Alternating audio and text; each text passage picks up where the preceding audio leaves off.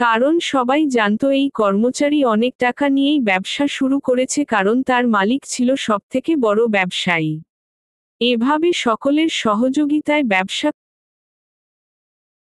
করে সেই কর্মচারী অনেক টাকার মালিক হয়ে গেলেন।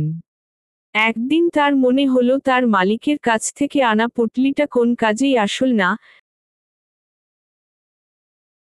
তাই সেটি খুলে দেখার ইচ্ছা হলো। সে পুঁটলি খুলে অবাক হয়ে গেল, কারণ পুঁটলিতে শুধু 10 পয়সা রাখা। মালিকের এই কাণ্ডে সদ্য ধনী হওয়া কর্মচারী রাগে তার মালিকের কাছে গেলেন এবং জিজ্ঞাসা করলেন কেন তাকে 10 পয়সা দিয়ে অপমান করা হয়েছিল। মালিক বললেন, তোমাকে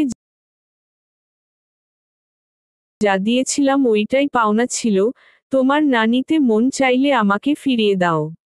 এই কথা শুনে কর্মচারী বললেন, এই নিন আপনার 10 পয়সা। মালিক জিজ্ঞাসা করলেন, আমি তোমাকে এইভাবে দিয়েছিলাম?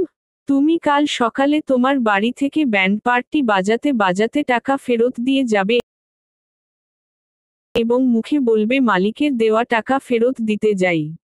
তারপর থেকে ঘটতে থাকে সব অদ্ভুত ঘটনা, কেননা কেউ তাকে আর বাকিতে মালামাল দিচ্ছে না, কারণ কেউ তাকে ভরসা করতে পারছে না।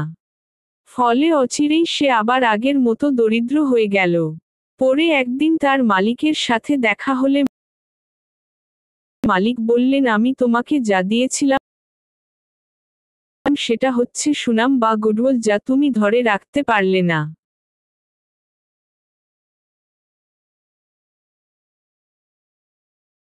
বিশ্বাসে মিলায় বস্তু, তর্কে বহুদূর।